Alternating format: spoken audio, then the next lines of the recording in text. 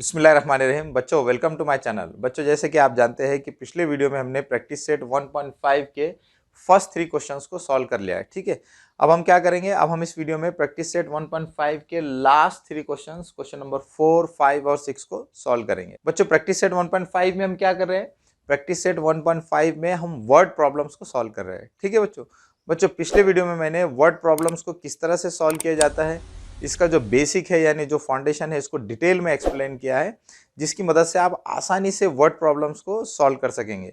तो बच्चों मेरी आपसे रिक्वेस्ट है कि आप सबसे पहले उस वीडियो को देख लें जिसमें मैंने वर्ड प्रॉब्लम्स को किस तरह से सॉल्व किया जाता है, इसका बेसिक यानी फाउंडेशन डिटेल में एक्सप्लेन किया है।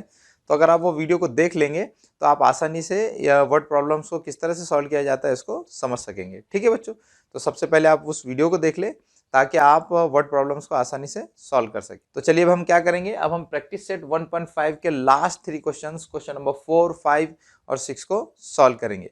तो चलिए शुरुआत करते हैं। तो सबसे पहले हम प्रैक्टिस सेट 1.5 के क्वेश्चन नंबर 4 को पढ़ लेते हैं। The denominator of a fraction is 4 more than twice its numerator. यहाँ पर वो ये कह रहे हैं कि एक फ्रैक्शन है जिसका डिनोमिनेटर ये उसके न्यूमरेटर के दुगना से 4 ज्यादा है। ठीक है बच्चों, यानी यहाँ पर वो ये कह रहे हैं कि एक फ्रैक्शन है जिसका डिनोमिनेटर ये 4 ज्यादा है, किससे, उसके न्यूमरेटर के दुगना से। ठीक है बच्चों, तो इस तरह से ये पहली कंडीशन है। और आगे क्या कह रहे हैं, denominator becomes 12 times the numerator. और आगे ये कह रहे हैं कि उस फ्रैक्शन का जो डिनोमिनेटर है ये 12 गुना हो जाता है उसके न्यूमरेटर से। लेकिन ऐसे कब होगा, आगे वो कह रहे हैं कि if both the numerator and denominator are reduced by 6। लेकिन उस फ्रैक्शन का जो डिनोमिनेटर है ये न्यूमरेटर का 12 गुना कब होगा, ये उस वक्त होगा जब उस फ्रैक्शन का न्यूमरेटर और डिनोमिनेटर में से 6 को रिड्यूस कर दिया जाए। रिड्यूस का क्या मतलब है बच्चों, रिड्यूस का मतलब है कम कर देना यानी सब्ट्रैक्ट कर देना। ठीक है, तो इस तरह से दूसरी कंडीशन में वो कह रहे हैं कि उस फ्रैक्शन का जो डिनोमिनेटर है वो न्यूमरेटर का 12 गुना हो जाएगा। लेकिन ये कब होगा, जब उस फ्रैक्शन के न्यूमरेटर और डिनोमिनेटर में से आप 6 को क्या कर देंगे, रिड्यूस कर देंगे। और फिर आखिर में कह रहे हैं कि फाइंड द फ्रैक्शन। तो वो आखिर में कह रहे हैं कि वो फ्रैक्शन फाइंड कीजिए, यानी हमको यहाँ पर वो ऐसी फ्रैक्शन फाइंड करने के लिए कह रहे हैं जो इस प्रॉब्लम में दी गई जो दो कंडीशंस है उन दोनों कंडीशंस को क्या करे, सेटिस्फाई करे। ठीक है बच्चों, तो बच्चों हो सकता है आपको अभी भी ये समझ में ना आया हो, तो चलिए अब हम इसको थोड़ा सा डिटेल में समझ लेते हैं। ठीक है बच्चों, यहाँ पर वो हमको एक फ्रैक्शन फाइंड करने के लिए कह रहे हैं जो इस प्रॉब्लम में दी गई जो दो कंडीशन है उनको सेटिस्फाई करे। तो बच्चों सबसे पहले हम क्या करते हैं, फ्रैक्शन को समझ लेते हैं। ठीक है बच्चों, जैसे कि आप पहले से ही जानते हैं कि फ्रैक्शन यानी इस तरह के जो नंबर्स है, फॉर एग्जाम्पल 1/2, 3/4, इस तरह के ये जो नंबर्स है इन नंबर्स को हम क्या कहते हैं, फ्रैक्शन कहते हैं। ठीक है बच्चों, फ्रैक्शन के अंदर ये जो लाइन है, ये लाइन के ऊपर का जो नंबर होता है उसको हम क्या कहते हैं, न्यूमरेटर कहते हैं। इसी तरह से लाइन के नीचे वाला जो नंबर होता है उसको क्या कहा जाता है, डिनोमिनेटर। ठीक है, डिनोमिनेटर। तो इस तरह से ये जो फ्रैक्शन है, इस फ्रैक्शन में जो न्यूमरेटर है वो यहाँ पर 1 है और डिनोमिनेटर क्या है, 2 है। ठीक है, इसी तरह से ये जो फ्रैक्शन है, इस फ्रैक्शन में जो न्यूमरेटर है वो 3 है और डिनोमिनेटर क्या है बच्चों, डिनोमिनेटर यहाँ पर क्या है, 4 है। ठीक है बच्चों, तो इस तरह से इस टाइप के जो नंबर्स होते हैं, इस टाइप के नंबर्स को हम क्या कहते हैं, फ्रैक्शन कहते हैं। ठीक है, तो हमको वो क्या कह रहे हैं, हमको वो ये कह रहे हैं कि ऐसी फ्रैक्शन फाइंड करो जो इस प्रॉब्लम में दी गई जो दो कंडीशंस है उन कंडीशंस को क्या करे, सेटिस्फाई करे। ठीक है, तो हमको तो अभी पता नहीं है कि वो फ्रैक्शन कौन सी है जो इन दोनों कंडीशंस को सेटिस्फाई करे। तो हम क्या करते हैं, हम ऐसे फर्ज कर लेते हैं कि वो फ्रैक्शन क्या है, वो फ्रैक्शन है x/y। ठीक है, x/y हम फर्ज कर रहे हैं कि वो फ्रैक्शन जो इस प्रॉब्लम में दी गई जो दो कंडीशंस है उनको सेटिस्फाई करती है, जिसका न्यूमरेटर हम यहाँ पर x फर्ज कर रहे हैं और डिनोमिनेटर y फर्ज कर रहे हैं। ठीक है बच्चों, तो चलिए यहाँ पर हम लिख लेते हैं let let the numerator numerator of the fraction be x and the denominator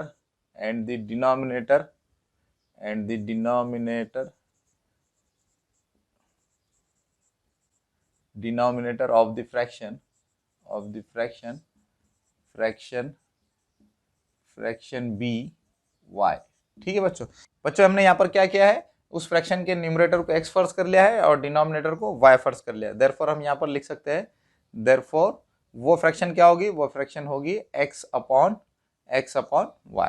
ठीक है बच्चों, तो इस तरह से बच्चों हमने क्या किया है, उस फ्रैक्शन को हमने क्या किया है, x अपॉन y इस तरह से फर्स्ट कर लिया है, जो इन दोनों कंडीशंस को क्या कर सके, सेटिस्फाई कर सके। ठीक है बच्चों, अब हम क्या करेंगे बच्चों, इन कंडीशंस को पढ़कर यहाँ पर दो इक्वेशंस को फॉर्म करेंगे। ठीक है, तो चलिए पहले हम क्या करते हैं, डबल से इस क्वेश्चन को पढ़ते हैं और इस क्वेश्चन में जो दो कंडीशंस दी गई है उन दो कंडीशंस को यूज करके दो इक्वेशंस को फॉर्म करते हैं। तो चलिए पहले हम इस पहली कंडीशन को पढ़ लेते हैं। The denominator of a fraction, यहाँ पर वो क्या करे, जो उस फ्रैक्शन का जो डिनोमिनेटर है, डिनोमिनेटर क्या है बच्चों, यहाँ पर y है, तो यहाँ पर हम क्या करेंगे, यहाँ लिखेंगे y। यहाँ पर वो क्या करे, डिनोमिनेटर ऑफ अ फ्रैक्शन, और इस फ्रैक्शन का जो डिनोमिनेटर वो y है, और आगे क्या करे, the denominator of a fraction is का क्या मतलब होगा बच्चों, इज का मतलब होगा इक्वल साइन। ठीक है बच्चों, वर्ड प्रॉब्लम में इज का जो मतलब होता है वो होता है इक्वल। ठीक है बच्चों, तो यहाँ पर हम लिखेंगे the denominator of a fraction, यहाँ पर हमने इस फ्रैक्शन के डिनोमिनेटर को लिख लिया है, आगे है इज का मतलब होगा इक्वल का साइन। ठीक है, the denominator of a fraction is 4 मोर का मतलब क्या होगा, 4 का मतलब तो 4 ही होगा, और मोर का मतलब क्या होगा बच्चों, मोर का मतलब होगा ज्यादा यानी एडिशन। ठीक है, तो मोर का मतलब क्या होगा, एडिशन। तो ये होगा denominator of a fraction is 4 more than twice its numerator, यानी न्यूमरेटर का ट्वाइस। तो यहाँ पर न्यूमरेटर क्या है बच्चों, न्यूमरेटर है x, और x का क्या होगा, ट्वाइस। तो ट्वाइस का क्या मतलब होगा, ट्वाइस का मतलब है डबल। ठीक है, तो x का डबल क्या होगा, 2x। तो इस तरह से बच्चों हमने ये जो पहली कंडीशन है, तो इस पहली कंडीशन को यूज करके यहाँ पर हमारे पास एक इक्वेशन हासिल कर ली है। ठीक है, तो चलिए बच्चों मैं क्या करता हूँ, इस कंडीशन को एक मरतबा और पढ़ लेता हूँ। The denominator of a fraction, यहाँ पर इस फ्रैक्शन का जो डिनोमिनेटर है वो y है, तो हमने यहाँ पर ये y लिख लिया है। वो क्या कह रहे हैं, the denominator of a fraction is, इसका मतलब इक्वल का साइन होगा, 4 मोर का मतलब क्या होगा, 4 का मतलब 4 ही होगा, मोर का मतलब प्लस का साइन आ जाएगा, और आगे क्या कह रहे हैं, देन ट्वाइस इट्स न्यूमरेटर, और न्यूमरेटर का ट्वाइस। न्यूमरेटर का ट्वाइस कैसे होगा, न्यूमरेटर x है, इसका ट्वाइस यानी डबल, तो x का डबल क्या होगा, 2x। ठीक है, तो इस तरह से पहली कंडीशन के अकॉर्डिंग हमारे पास एक इक्वेशन आ गई है। ठीक है बच्चों, अब हम क्या कर सकते हैं, इसको थोड़ा सा रीअरेंज कर सकते हैं। तो हम क्या करेंगे, इस इक्वेशन में जो वेरिएबल टर्म्स है उनको हम लेफ्ट हैंड साइड में लिख लेंगे और राइट हैंड साइड में कांस्टेंट को लिखेंगे। ठीक है, तो यहाँ पर मैं इसको इस तरह से लिख सकता हूँ, ये इक्वेशन क्या बन जाएगी, ये 2x एज इट इज रहेगा, ये 2x, और ये प्लस y है, उधर आकर ये माइनस y हो जाएगा, ये प्लस 4 है तो इधर आकर ये माइनस 4 हो जाएगा। अब हम क्या कर सकते हैं, ये जो 2x माइनस वाई है ये राइट हैंड साइड में है, हम इसको इधर लेफ्ट हैंड साइड में भी लिख सकते हैं। तो ये इक्वेशन बन जाएगी 2x minus y is equal to -4। तो इस तरह से पहली कंडीशन के अकॉर्डिंग हमारे पास एक इक्वेशन आ गई है। तो हम यहाँ पर लिख सकते हैं फ्रॉम फर्स्ट कंडीशन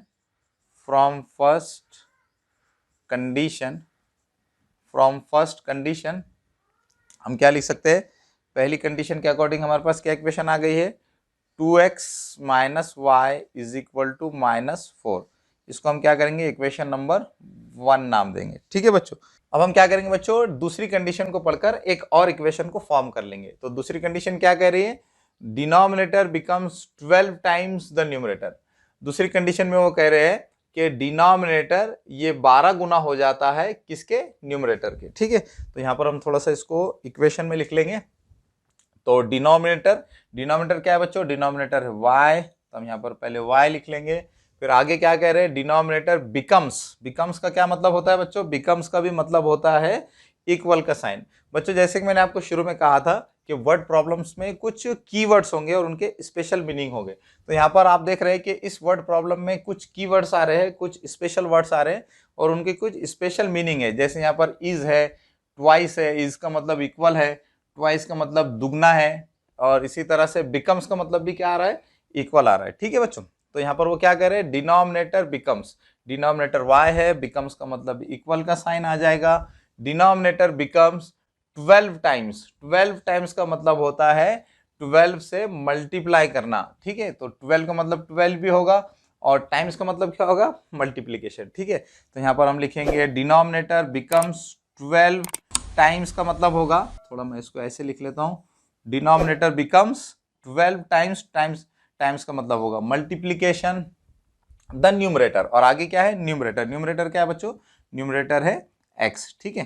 तो इस तरह से वो ये दूसरी कंडीशन में कह रहे हैं कि डिनोमिनेटर बिकम्स 12 टाइम्स। लेकिन बच्चों डिनोमिनेटर ये न्यूमरेटर का 12 गुना कब होगा, जब numerator and denominator are reduced by 6। यानी यहां पर वो ये कह रहे हैं कि डिनोमिनेटर ये न्यूमरेटर का 12 गुना कब होगा, जब आप न्यूमरेटर और डिनोमिनेटर में से 6 को रिड्यूस कर देंगे, ठीक है। यहाँ रिड्यूस का क्या मतलब होता है बच्चों, रिड्यूस का मतलब होता है सब्ट्रैक्शन। यानी अगर आप यहाँ पर जो हमारा न्यूमरेटर है x, इसमें से अगर आप 6 को रिड्यूस कर देंगे, इसी तरह से डिनोमिनेटर यानी y में से भी आप 6 को रिड्यूस कर देंगे, तो ये जो डिनोमिनेटर होगा, ये डिनोमिनेटर न्यूमरेटर का क्या हो जाएगा, 12 गुना हो जाएगा, ठीक है। तो हम यहाँ पर लिख सकते हैं कि डिनोमिनेटर ये न्यूमरेटर का 12 गुना उस वक्त होगा जब हम डिनोमिनेटर में से 6 को रिड्यूस करेंगे, इसी तरह से न्यूमरेटर में से भी 6 को हम रिड्यूस कर देंगे, ठीक है बच्चों।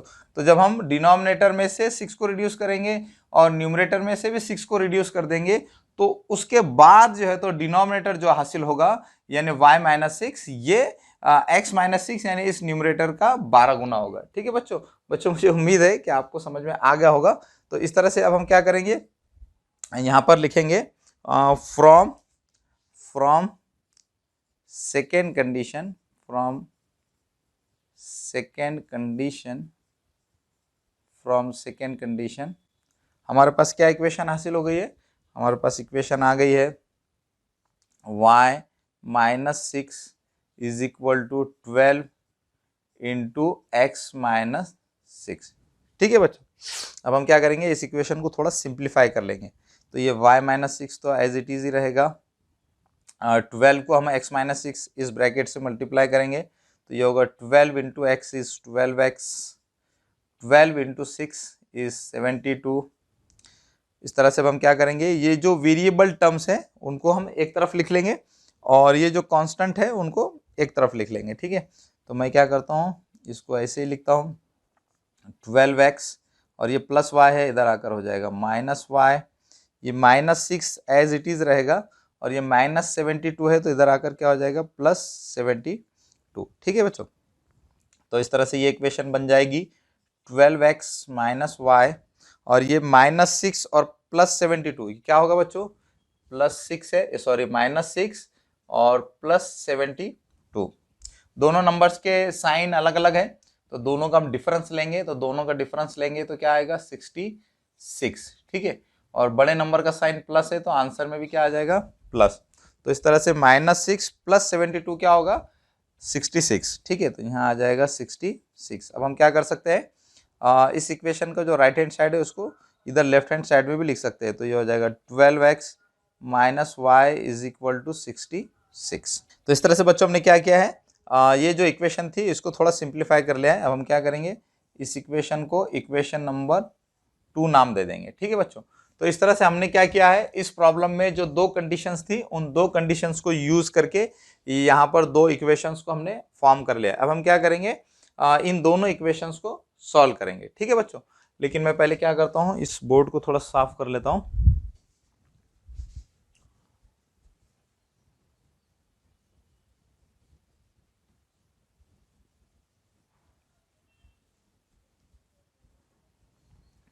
अब हमें क्या करना है बच्चों, इक्वेशन नंबर 1 और 2 को सॉल्व करना है, ठीक है। तो इक्वेशन नंबर 1 और 2 को हम किस तरह से सॉल्व कर सकते हैं, हम इन दोनों इक्वेशंस को एलिमिनेशन मेथड से सॉल्व करेंगे। एलिमिनेशन मेथड में हम क्या करते हैं, किसी भी एक वेरिएबल को एलिमिनेट कर देते हैं यानी डिलीट कर देते हैं, ठीक है। यहाँ पर हम क्या करेंगे, वेरिएबल y को यहाँ से एलिमिनेट कर देंगे, क्योंकि यहाँ पर वेरिएबल y के जो कोएफिशिएंट्स है वो सेम है।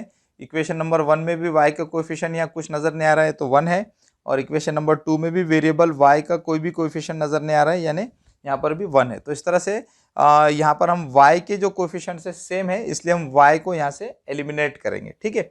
अब सवाल यह है कि यहाँ से इन दोनों इक्वेशंस में से y को एलिमिनेट करने के लिए हमको दोनों इक्वेशंस को ऐड करना होगा या सब्ट्रैक्ट करना होगा। तो इसके लिए हमने एक ट्रिक सीखी थी, सेम साइन सब्ट्रैक्ट और डिफरेंट साइन ऐड। तो यहाँ पर आप देख सकते हैं कि इन दोनों इक्वेशंस में वेरिएबल y के कोएफिशिएंट्स का जो साइन है वो सेम है, यहाँ पर भी माइनस है, यहाँ भी माइनस है। तो हम क्या करेंगे, same sign subtract.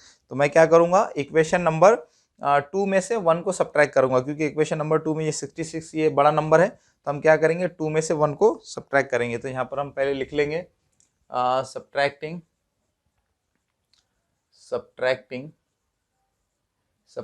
Equation 1 from equation 2। ठीक है, इक्वेशन नंबर 2 में से 1 को सब्ट्रैक्ट करना है। तो पहले हम इक्वेशन नंबर 2 को लिख लेंगे। इक्वेशन नंबर 2 है 12x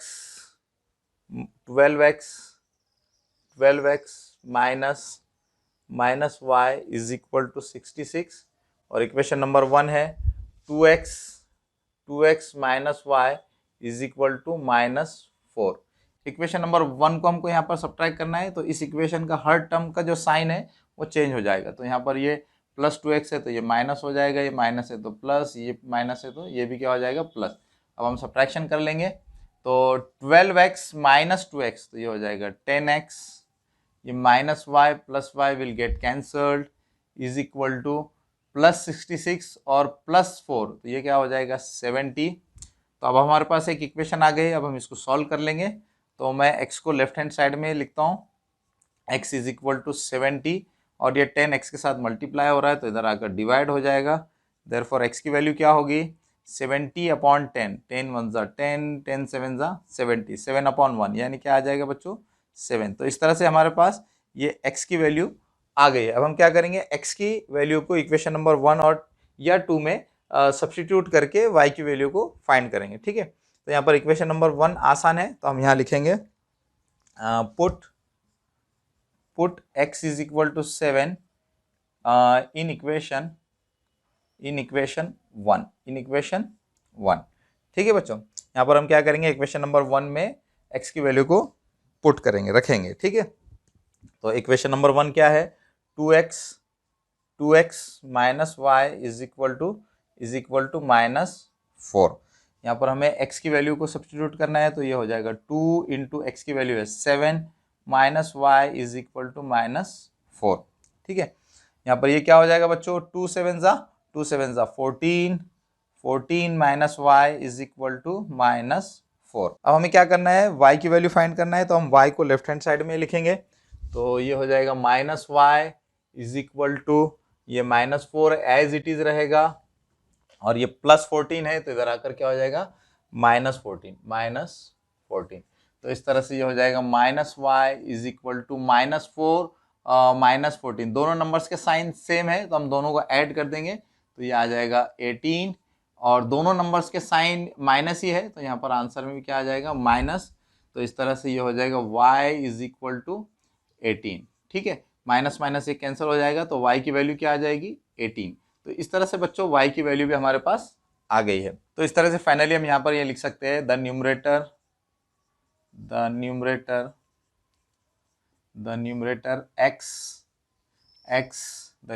x is 7 and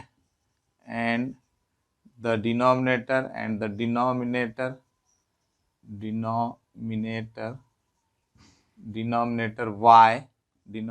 y is 18। therefore हम यहाँ पर लिख सकते हैं the required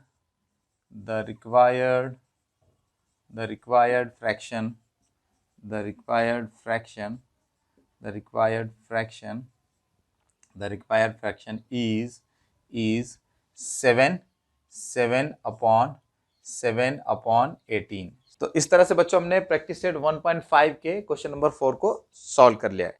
तो चलिए बच्चों हम प्रैक्टिस सेट 1.5 के क्वेश्चन नंबर 5 को सॉल्व कर लेते हैं। बच्चों हो सकता है आप क्वेश्चन नंबर 5 को देखकर थोड़ा परेशान हो गए होंगे, क्योंकि क्वेश्चन नंबर 5 ये थोड़ा बड़ा नजर आ रहा है, लेकिन इस बड़े क्वेश्चन को देखकर आपको परेशान होने की जरूरत नहीं है, क्योंकि ये क्वेश्चन बहुत आसान है। ठीक है बच्चों, तो चलिए हम पहले क्या करते हैं, सबसे पहले हम क्वेश्चन नंबर 5 को पढ़ लेते हैं। 2 types of boxes A, B are to be placed in a truck having capacity of 10 tons. यहाँ पर वो ये कह रहे हैं कि दो टाइप के बॉक्सेस, टाइप ए और टाइप बी के दो टाइप के बॉक्सेस को एक ट्रक के अंदर रखा गया है जिसकी कैपेसिटी कितनी है 10 टन है। ठीक है, इसी तरह से आगे वो कह रहे हैं कि when 150 boxes of type A and 100 boxes of type B are loaded in the truck it weighs 10 ton. यानी यहाँ पर वो ये कह रहे हैं कि अगर 150 टाइप ए के बॉक्सेस को और 100 टाइप बी के बॉक्सेस को ट्रक के अंदर लोड किया जाए यानी रखा जाए तो दोनों बॉक्सेस का टोटल जो वेट होगा, वेट क्या हो जाएगा 10 टन हो जाएगा। यानी वो ट्रक जो है तो पूरी तरह से भर जाएगी, क्योंकि बच्चों ऊपर आपने देखा कि ट्रक का जो कैपेसिटी है, कैपेसिटी कितना है 10 टन है। तो जब हम 150 बॉक्सेस ऑफ टाइप ए और 100 बॉक्सेस ऑफ टाइप बी को ट्रक के अंदर लोड कर रहे हैं तो दोनों बॉक्सेस का जो वेट हो रहा है वो कितना हो रहा है 10 टन हो रहा है। यानी जो ट्रक की जो कैपेसिटी है वो कंप्लीट हो जा रही है, यानी ट्रक पूरी तरह से भर जा रहा है। ठीक है बच्चों, अब आगे वो कह रहे हैं कि but when 260 boxes of type A are loaded in the truck it can still accommodate 40 boxes of type B so that it is fully loaded.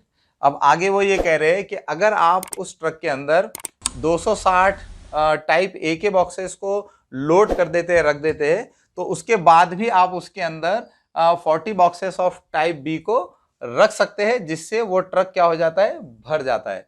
यानी यहाँ पर वो आपको दो कंडीशंस कह रहे हैं।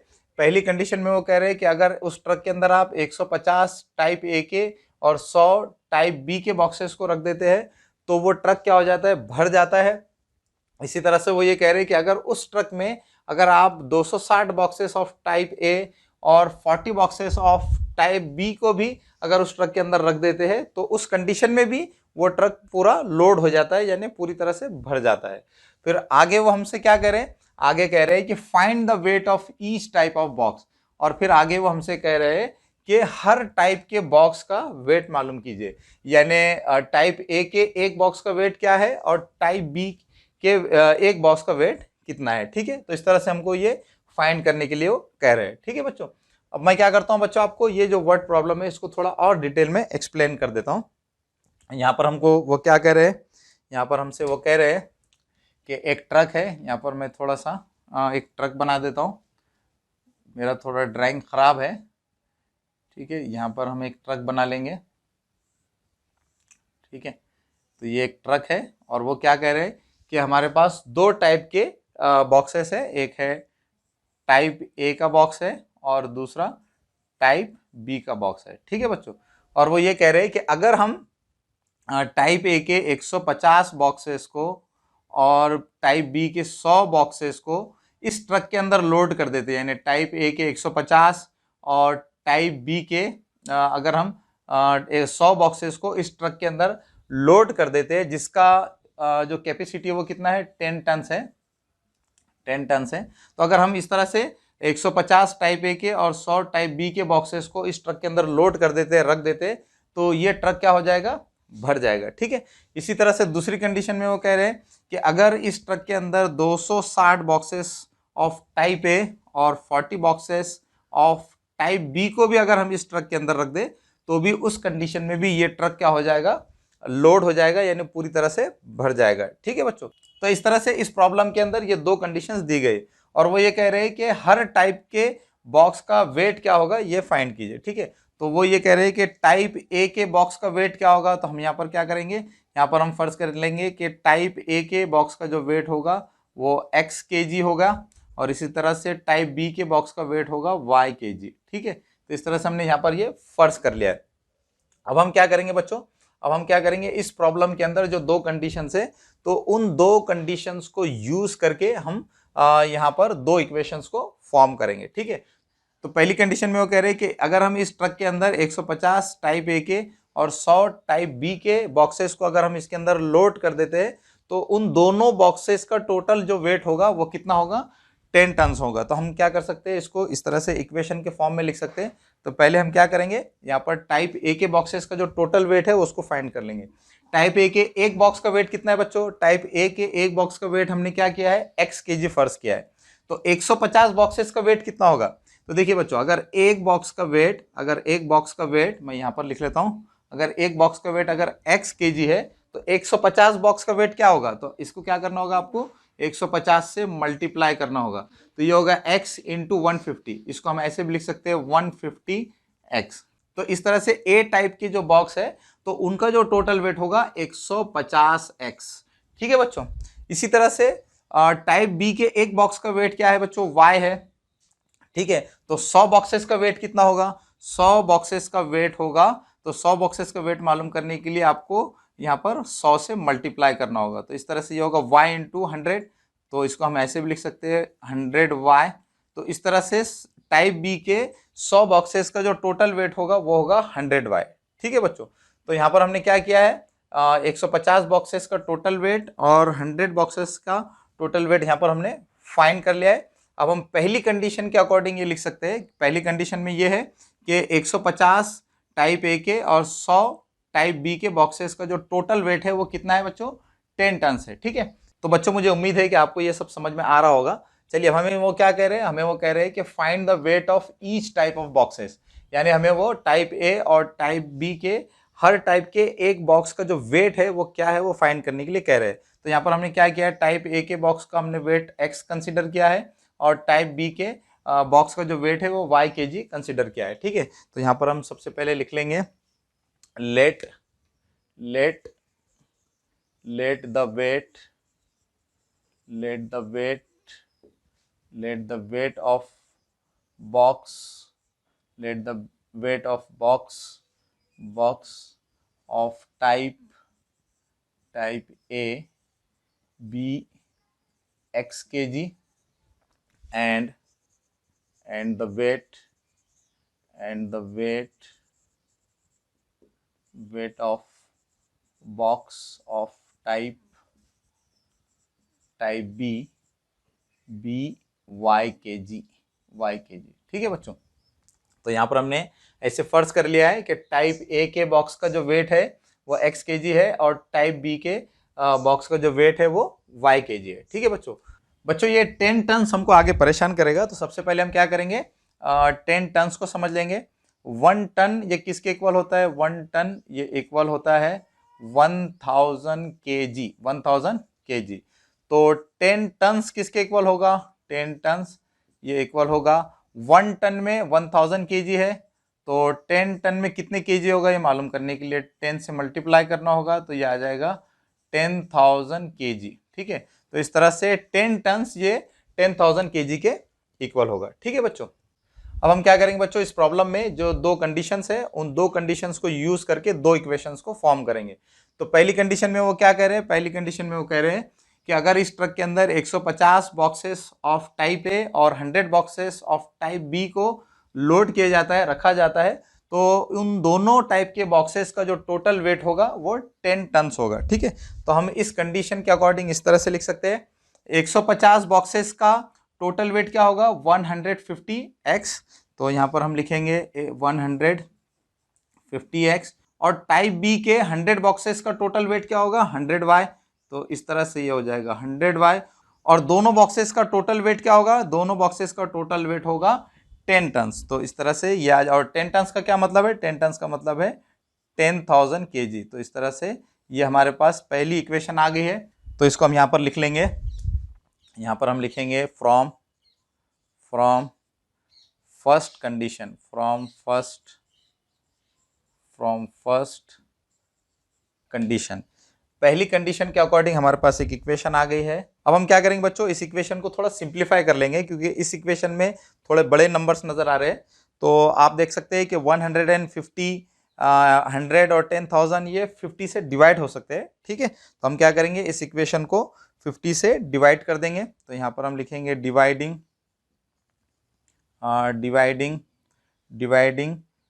both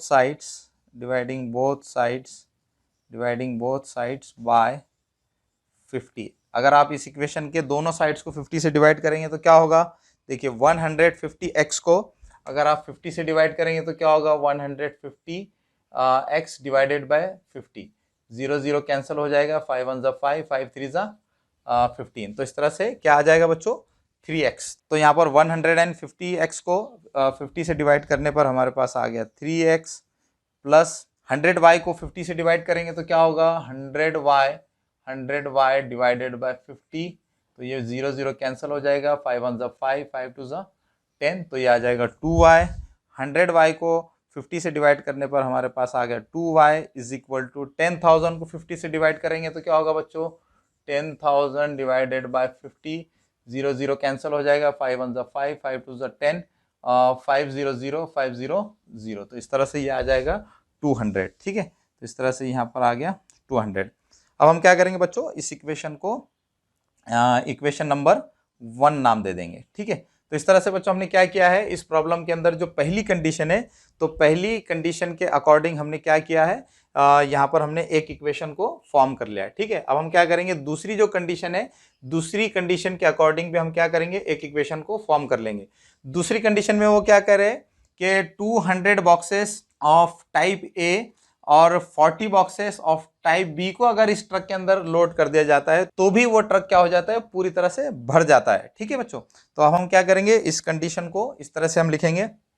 देखिए बच्चों, यहाँ पर टाइप ए के बॉक्सेस का वेट कितना है, यहाँ पर x kg हमने फर्ज किया है, तो 260 बॉक्सेस का वेट कितना होगा, तो एक बॉक्स का अगर x kg है, तो एक बॉक्स का अगर x kg है, तो 260 बॉक्सेस का वेट मालूम करने के लिए आपको क्या करना होगा, x को 260 से मल्टीप्लाई करना होगा। तो ये क्या हो जाएगा, x इंटू 260, x इंटू 260 का मतलब क्या होगा, 260x। हम इसको इस तरह से भी लिख सकते हैं। ठीक है बच्चों, तो इस तरह से टाइप ए के 260 बॉक्सेस का टोटल जो वेट होगा वो होगा 260x।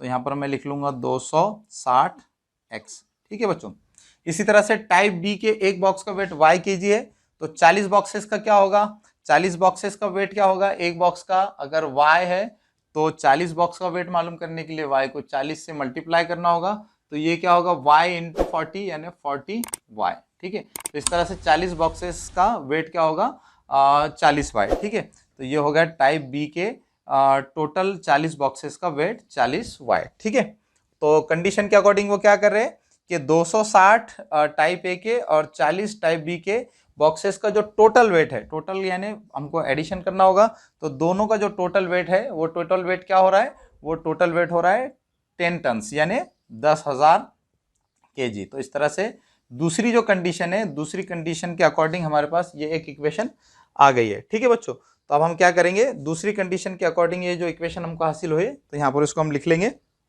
तो मैं पहले ये बोर्ड साफ कर लेता हूँ ताकि आपको अच्छी तरह से समझ में आए। तो बच्चों हम यहाँ पर लिखेंगे from second condition, from second condition, from second condition हमारे पास क्या इक्वेशन आ गई है, 260x plus 40y is equal to 10,000। ठीक है बच्चों, और हम क्या करेंगे, अब इस इक्वेशन को थोड़ा सिंप्लीफाई कर लेंगे क्योंकि यहाँ पर भी थोड़े बड़े नंबर्स नजर आ रहे हैं। हम इस इक्वेशन को सिंप्लीफाई करने के लिए 20 से डिवाइड कर सकते हैं। ठीक है, 40 ये 20 से डिवाइड हो सकता है, 260 भी 20 से डिवाइड हो सकता है और 10,000 भी 20 से डिवाइड हो सकता है। तो यहाँ पर हम लिखेंगे डिवाइडिंग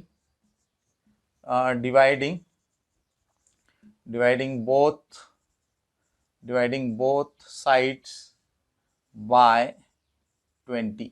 ठीक है, तो अगर आप इस इक्वेशन के दोनों साइड्स को 20 से डिवाइड करते हैं तो क्या होगा, 260 x को अगर आप 20 से डिवाइड करेंगे तो क्या होगा, ये 0 0 कैंसिल हो जाएगा, 2 1 ज़ा 2, 2 1 ज़ा 2, 2 3 ज़ा 6, तो यह क्या आ गया 13x। तो 260x को आपने 20 से डिवाइड किया तो हमारे पास क्या आ गया, हमारे पास आ गया 13x।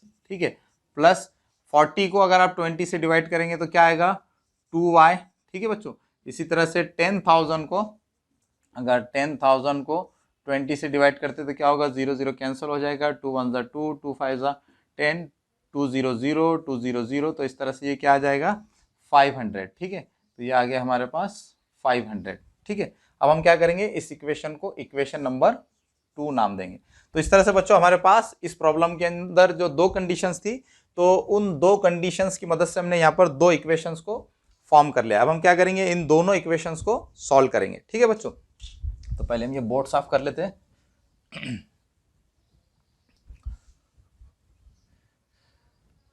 अब हम बच्चों इन दोनों इक्वेशंस को एलिमिनेशन मेथड से सॉल्व करेंगे। एलिमिनेशन मेथड में हम क्या करते हैं, एलिमिनेशन मेथड में हम किसी भी एक वेरिएबल को एलिमिनेट करते हैं, यानी डिलीट कर देते हैं।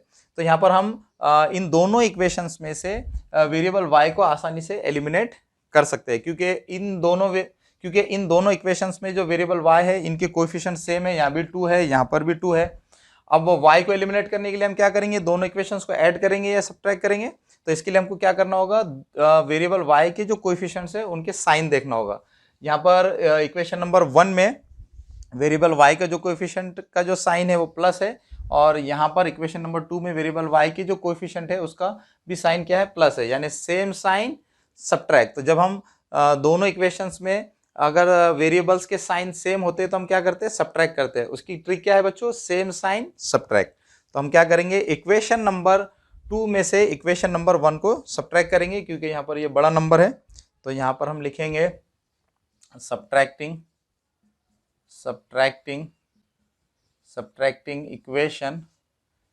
Equation 1 from equation 2।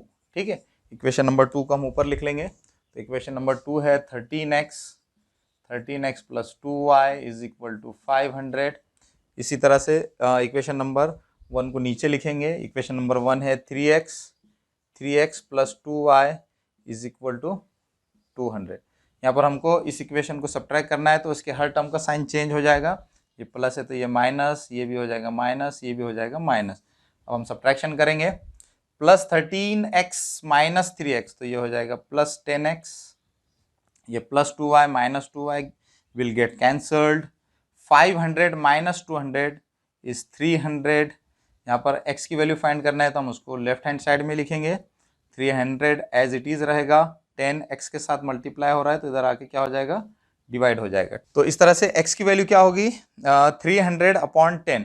300 अपॉन 10 का क्या मतलब होगा, 10 1 ज़ा 10, 10 3 ज़ा 30 और 10 0 0। तो इस तरह से x की वैल्यू क्या आ जाएगी, 30। तो यहाँ पर हम लिख लेंगे x is equal to 30।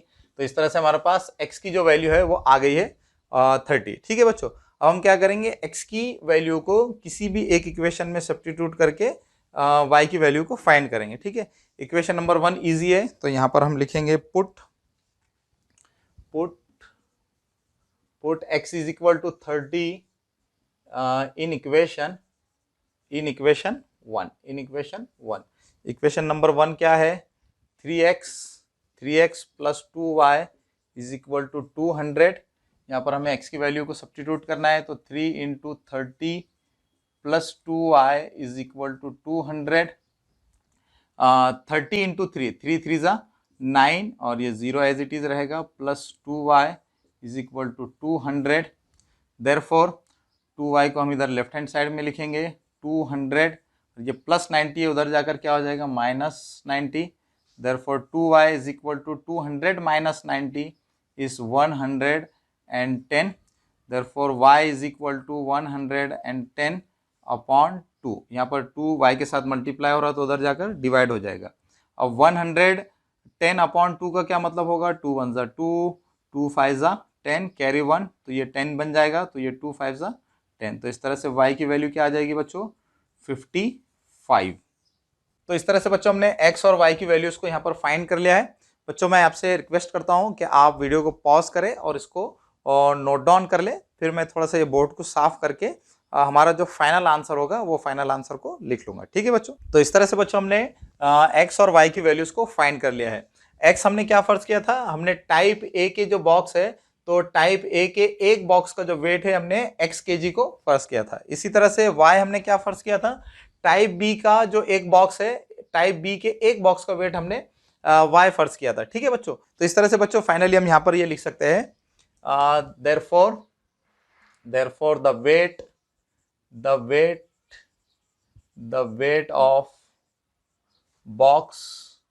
weight of box of type A is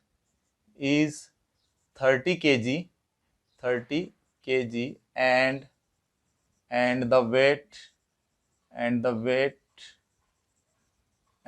weight of box weight of box of type B is 55 kg। ठीक है बच्चों, तो बच्चों मुझे उम्मीद है कि आपको प्रैक्टिस सेट 1.5 का जो क्वेश्चन नंबर 5 है ये अच्छी तरह से समझ में आ गया होगा। तो चलिए अब हम आगे बढ़ते हैं और प्रैक्टिस सेट 1.5 का जो लास्ट क्वेश्चन है यानी क्वेश्चन नंबर 6 इसको सॉल्व कर लेते हैं। तो चलिए बच्चों हम प्रैक्टिस सेट 1.5 का जो लास्ट क्वेश्चन है यानी क्वेश्चन नंबर 6 इसको सॉल्व कर लेते हैं। ठीक है, तो सबसे पहले हम क्वेश्चन नंबर 6 को पढ़ेंगे।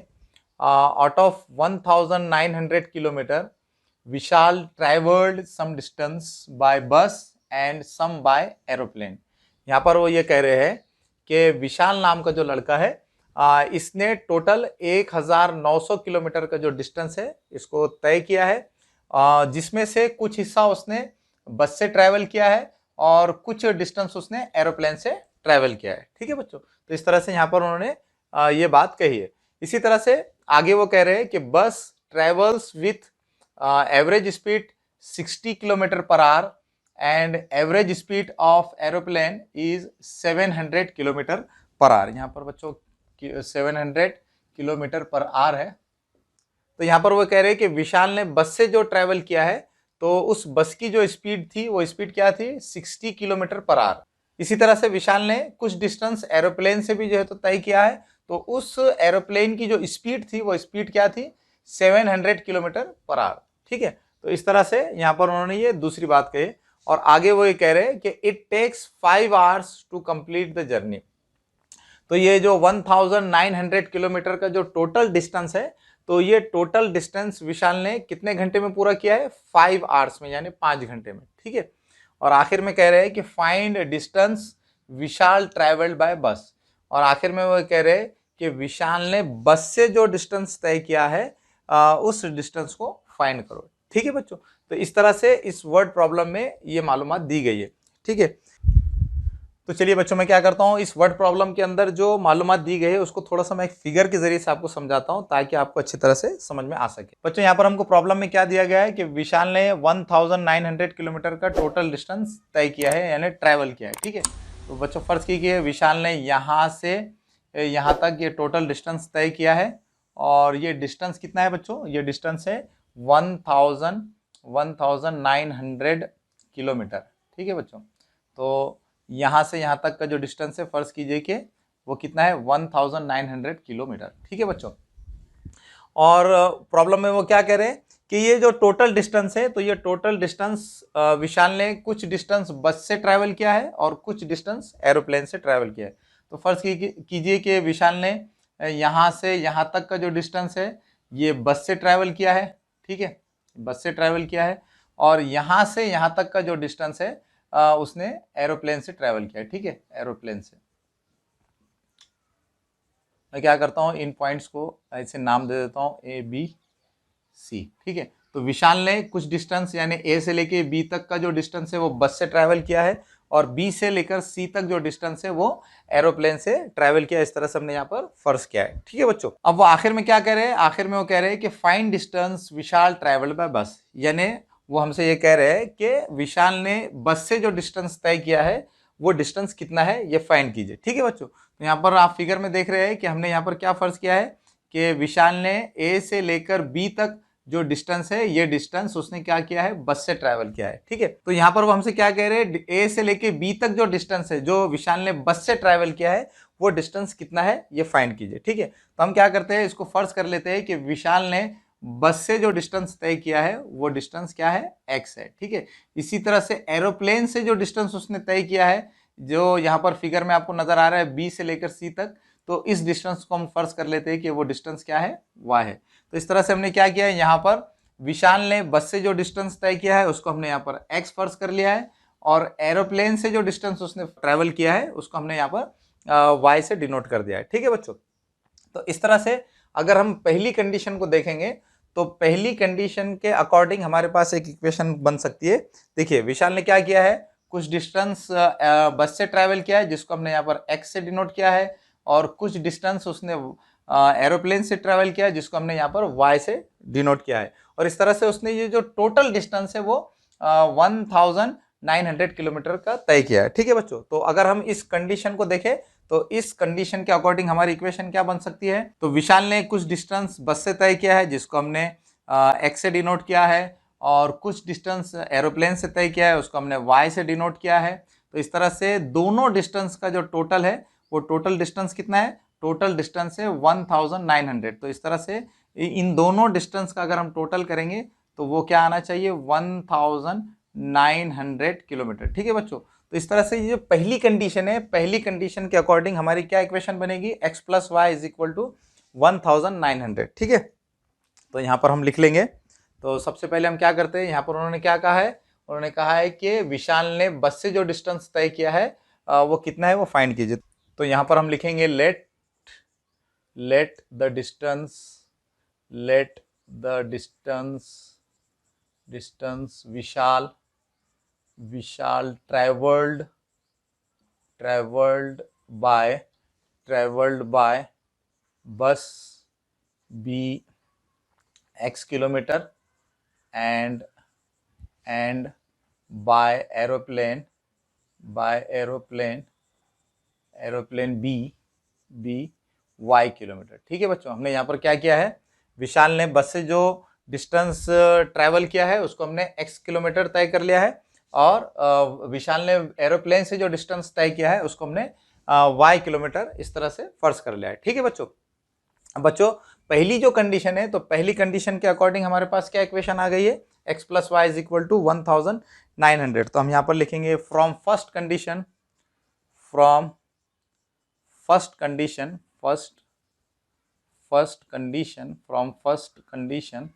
हम यहाँ पर लिख सकते हैं x plus y is equal to 1900। तो इस तरह से बच्चों इस प्रॉब्लम में जो पहली कंडीशन थी, पहली कंडीशन के अकॉर्डिंग हमने ये पहली इक्वेशन को फॉर्म कर लिया है। ठीक है, अब हम दूसरी कंडीशन को देखकर यहाँ पर एक और इक्वेशन को फॉर्म करेंगे। ठीक है, तो बच्चों वो आगे क्या कह रहे हैं, आगे वो कह रहे हैं बस travels with average speed 60 kilometre per hour and average speed of aeroplane is 700 kilometre per hour. वो ये कह रहे हैं कि बस की जो स्पीड है, बस की स्पीड क्या थी बच्चों, बस की स्पीड थी 60 किलोमीटर पर आवर, और एरोप्लेन की स्पीड क्या थी, 700 किलोमीटर पर आवर। तो यहाँ पर हम लिख लेंगे, यहाँ पर बस की जो स्पीड है, बस की स्पीड है 60 किलोमीटर पर आवर, और एरोप्लेन की जो स्पीड है वो क्या है, 700 किलोमीटर पर आवर। ठीक है बच्चों, और आगे क्या कह रहे हैं, it takes 5 hours to complete the journey. A से लेकर सी तक ये जो टोटल डिस्टेंस है, ये टोटल डिस्टेंस विशाल को ट्रैवल करने के लिए टोटल कितना टाइम लग रहा है, 5 आवर्स। यानी यहाँ से ए से लेकर सी तक जाने के लिए विशाल को कितने घंटे लग रहे हैं, 5 आवर्स। ठीक है, 5 आवर्स। ठीक है बच्चों, अब बच्चों हम क्या करेंगे, इस सेकेंड कंडीशन के अकॉर्डिंग हम एक इक्वेशन को फॉर्म करेंगे। ठीक है बच्चों, सेकेंड कंडीशन में वो क्या करे, वो ये कह रहे हैं कि ए से लेके बी तक जो डिस्टेंस है जो विशाल ने बस से तय किया है, तो उस बस की जो स्पीड है वो कितनी है, 60 किलोमीटर पर आवर, और बी से लेके सी तक जो एरोप्लेन से विशाल ने डिस्टेंस को तय किया है, तो उस एरोप्लेन की जो स्पीड है वो 700 किलोमीटर पर आवर है। और ये जो टोटल डिस्टेंस है, तो वो टोटल डिस्टेंस विशाल को तय करने के लिए कितने घंटे लगे, 5 घंटे लगे। ठीक है, तो अब इस सेकेंड कंडीशन के अकॉर्डिंग हम क्या करेंगे, यहाँ पर एक इक्वेशन को फॉर्म करेंगे। तो बच्चों देखिए यहाँ पर क्या है, ए से लेके सी तक ये जो टोटल डिस्टेंस है, इसके लिए विशाल को कितना वक्त लग रहा है, इसके लिए वक्त लग रहा है 5 घंटे। लेकिन उन्होंने यहाँ पर इस प्रॉब्लम में विशाल को बस से जो उसने ट्रैवल किया है, तो बस से उसको कितना वक्त लगा है, यानी ए से लेके बी तक जाने के लिए उसको कितना वक्त लगा है, और एरोप्लेन से जो उसने डिस्टेंस तय किया है यानी बी से लेके सी तक जाने के लिए उसको कितना वक्त लगा है, यहाँ पर वो उन्होंने नहीं दिया है, बल्कि ए से लेके सी तक ये जो टोटल जो डिस्टेंस है, इस टोटल डिस्टेंस को तय करने के लिए जो वक्त लगा है वो टोटल टाइम यहाँ पर दिया गया है 5 आवर्स। ठीक है बच्चों, लेकिन उसने यहाँ पर बस से कितना टाइम लगा और एरोप्लेन से कितना टाइम लगा ये नहीं दिया है। तो हम क्या करेंगे बच्चों, यहाँ पर हम क्या करेंगे, बस से कितना उसको टाइम लगा और एरोप्लेन से उसको कितना टाइम लगा ये पहले फाइंड करेंगे, और फिर ये दोनों का सम कर देंगे तो वो कितना आ जाएगा बच्चों, टोटल डिस्टेंस आ जाएगा 5 आवर्स। तो अभी हम क्या करेंगे, जो बस से उसने जो डिस्टेंस तय किया है, तो बस से जितना डिस्टेंस उसने तय किया है उस डिस्टेंस को तय करने के लिए कितना टाइम लगा, हम इसको पहले फाइंड करेंगे। ठीक है बच्चों, तो बच्चों बस से जो डिस्टेंस उसने तय किया है, तो बस से जो डिस्टेंस तय किया है उस डिस्टेंस को तय करने के लिए जो टाइम है वो कितना लगा है, ये मालूम करने के लिए हमको कुछ फार्मूले याद होना चाहिए। तो हो सकता है बच्चों आपको ये फार्मूले याद होंगे कि स्पीड का एक फार्मूला हमने सीखा था, speed is equal to distance upon time, distance upon time. ठीक है बच्चों, ये फार्मूला आपने आपकी पिछली क्लासेस में सीखा हुआ है। तो अगर मुझे टाइम फाइंड करना है तो मैं क्या कर सकता हूँ, इस फार्मूले की मदद से टाइम का जो फार्मूला है वो भी यहाँ पर इससे ड्राइव कर सकता हूँ।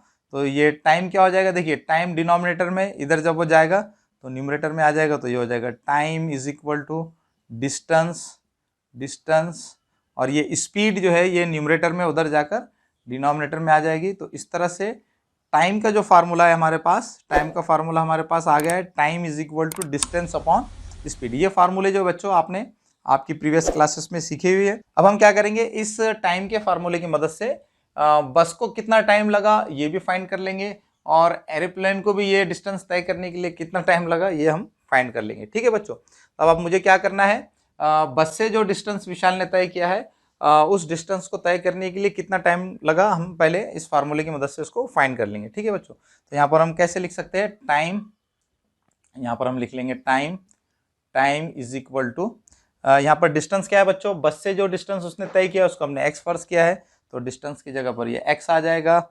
और स्पीड क्या है बच्चों, बस की स्पीड है 60 किलोमीटर पर आवर, तो यहाँ पर आ जाएगा ये 60। ठीक है,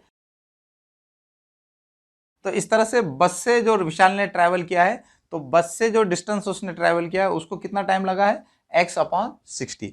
इसी तरह से अगर हम एरोप्लेन से जो डिस्टेंस उसने तय किया है उसको कितना टाइम लगा है ये मालूम करना है, तो हम ये फार्मूले को यूज करेंगे। तो ये हो जाएगा time is equal to, distance कितना है बच्चों, एरोप्लेन से उसने y डिस्टेंस तय किया है, तो हम यहाँ लिखेंगे y, और ये स्पीड क्या है बच्चों, इसकी स्पीड है 700 किलोमीटर पर आवर, तो यहाँ आ जाएगा 700। ठीक है, तो इस तरह से एरोप्लेन से विशाल ने जो डिस्टेंस तय किया है उसके लिए उसको जो टाइम लग रहा है वो क्या लग रहा है, y अपॉन 700, और बस से जो डिस्टेंस उसने तय किया है उसको कितना टाइम लग रहा है, x अपॉन 60। ठीक है बच्चों, तो हमने क्या किया है, ए से लेके बी तक जो उसने डिस्टेंस बस से तय किया है वो हमने उसके लिए जो टाइम लगा है वो टाइम यहाँ पर फाइंड कर लिया है। इसी तरह से बी से लेके सी तक का जो डिस्टेंस है जिसको हमने y से डिनोट किया है, तो वो जो डिस्टेंस है उस डिस्टेंस को तय करने के लिए विशाल को जो टाइम लगा है तो उसको भी हमने यहाँ पर फाइंड कर लिया है।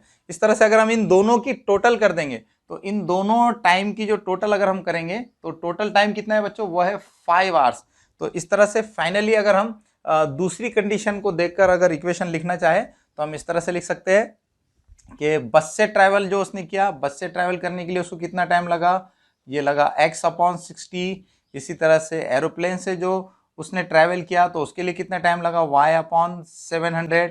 इस तरह से उसको ये जो टोटल है, टोटल डिस्टेंस तय करने के लिए टोटल टाइम कितना लगा, 5 आवर्स, तो हम यहाँ लिखेंगे 5। तो इस तरह से बस से ट्रैवल करने के लिए जो टाइम लगा और एरोप्लेन से ट्रैवल करने के लिए जो टाइम लगा, इन दोनों का टोटल वो यहाँ पर क्या कह रहे हैं, 5 आवर्स है। तो हम यहाँ लिखेंगे टोटल के लिए हम यहाँ पर ये प्लस लिखेंगे, और इस तरह से ये दोनों टाइम का अगर हम टोटल करेंगे तो वो कितना आना चाहिए, 5 आवर्स। ठीक है बच्चों, तो इस तरह से दूसरी जो कंडीशन है, दूसरी कंडीशन के अकॉर्डिंग हमारे पास ये एक इक्वेशन आ गई है। तो अब हम क्या करेंगे, यहाँ पर पहले हम इस इक्वेशन को इक्वेशन नंबर 1 नाम दे देंगे। अब हम यहाँ लिखेंगे from second condition, from second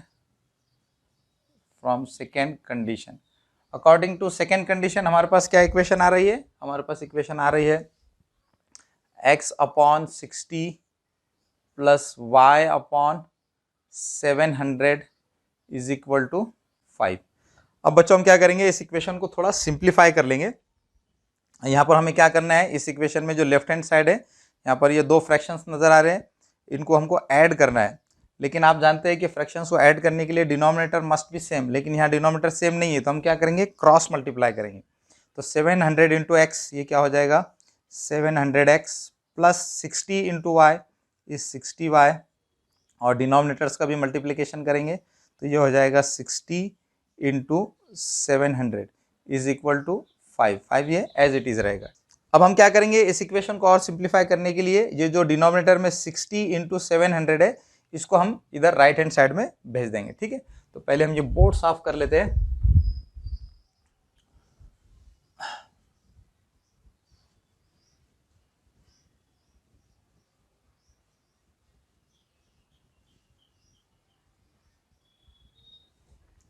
तो यहाँ पर हम क्या करेंगे, ये न्यूमरेटर को हम ऐसे लिख देंगे 700x plus 60y is equal to, ये 5 एज इट इज रहेगा। यहाँ पर ये डिवाइड हो रहे हैं तो इधर आकर मल्टीप्लाई हो जाएंगे, तो ये हो जाएगा 60 इंटू 700। ठीक है बच्चों, तो इस तरह से ये इक्वेशन बन जाएंगी 700x plus 60y is equal to, अब हम इनको मल्टीप्लाई कर देंगे तो 5 6 30, तो ये हो जाएगा 5 को अगर हम 60 से मल्टीप्लाई करेंगे तो क्या होगा, 5 6 30 और ये 0 एज इट इज रहेगा। अब ये 300 को हम 700 से मल्टीप्लाई करेंगे तो ये क्या हो जाएगा, 7 3 21, ये 2 0 और ये 2 0 यहाँ पर आ जाएंगे। तो इस तरह से इन दोनों नंबर्स को मल्टीप्लाई करने पर हमारे पास एक नंबर आ गया है 2,10,000। ठीक है, तो यहाँ पर हम लिख लेंगे इन तीनों नंबर्स को मल्टीप्लाई करने पर हमारे पास कौन सा नंबर आ रहा है, 2,10,000। ठीक है, 10,000। ठीक है बच्चों, अब हम क्या करेंगे बच्चों, इस इक्वेशन को और थोड़ा सिंप्लीफाई करेंगे, क्योंकि यहाँ पर आप देख रहे हैं कि यहाँ पर बड़े बड़े नंबर्स हैं, तो इनको हम थोड़ा सिंप्लीफाई कर लेंगे। ठीक है, इस इक्वेशन को सिंप्लीफाई करने के लिए हम क्या करेंगे, इस इक्वेशन को 10 से हम डिवाइड कर सकते हैं। ठीक है, तो इस इक्वेशन को हम 10 से डिवाइड करके इस इक्वेशन को सिंप्लीफाई कर सकते हैं। तो यहाँ पर हम लिखेंगे डिवाइडिंग बोथ साइड्स बाय 10। ठीक है, हमको क्या करना है, इस इक्वेशन के दोनों साइड्स को 10 से डिवाइड करना है। ठीक है, तो जब हम 700x को 10 से डिवाइड करेंगे तो क्या होगा, ये 0 0 कैंसिल हो जाएगा, तो क्या बचेगा 70x अपॉन 1 यानी 70x ओनली। ठीक है, इसी तरह से प्लस 60y को अगर 10 से डिवाइड करेंगे तो क्या होगा, 10 1 10 10 6 60, तो ये आ जाएगा 6y, ये आ जाएगा 6y इज इक्वल टू 2,10,000 को अगर हम 10 से डिवाइड करेंगे तो क्या होगा, 0 0 कैंसिल हो जाएगा, तो ये क्या आ जाएगा 21,000 अपॉन 1, तो ये आ जाएगा 21,000। ठीक है, अब हम क्या करेंगे, इस इक्वेशन को इक्वेशन नंबर 2 नाम दे देंगे। ठीक है बच्चों, इस तरह से हमारे पास ये दो इक्वेशंस आ गई है।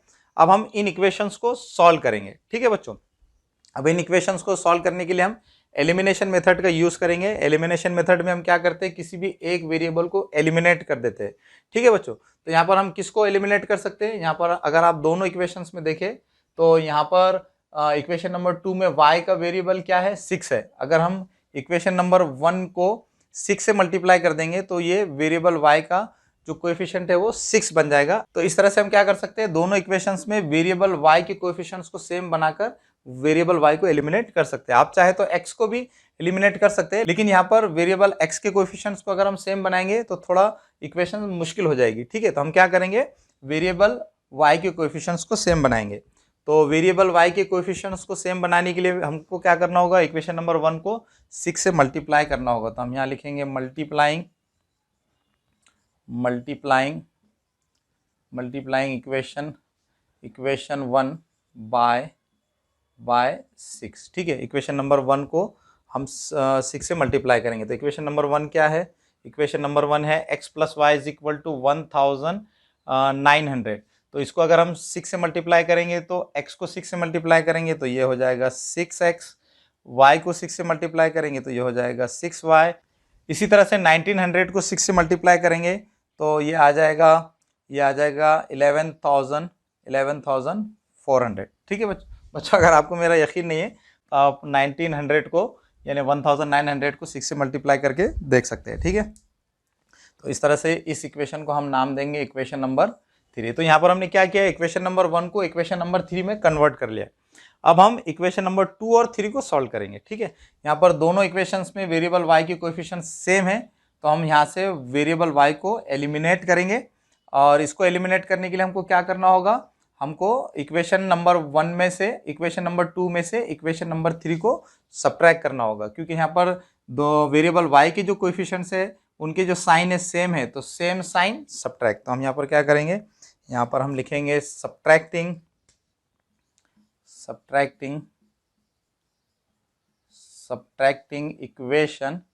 इक्वेशन। यहाँ पर हम क्या करेंगे, 3 को 2 में से सब्ट्रैक्ट करेंगे, क्योंकि यहाँ पर 2 में ये बड़ा नंबर है।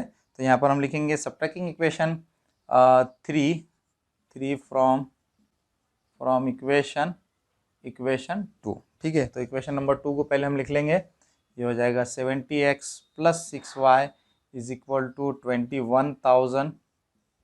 उसमें से हमको इसको सब्ट्रैक्ट करना है, तो ये आ जाएगा 6x plus 6y is equal to 11,400।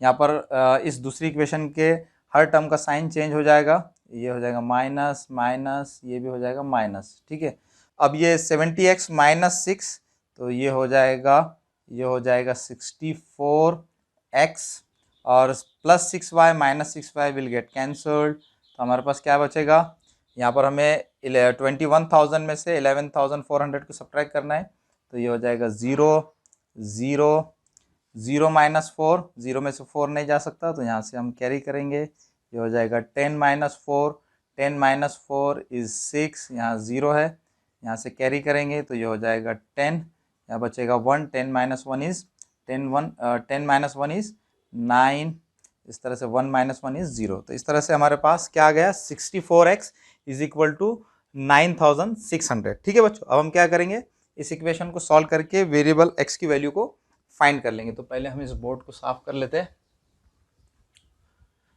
तो ये हो जाएगा x is equal to 9,600 upon 64।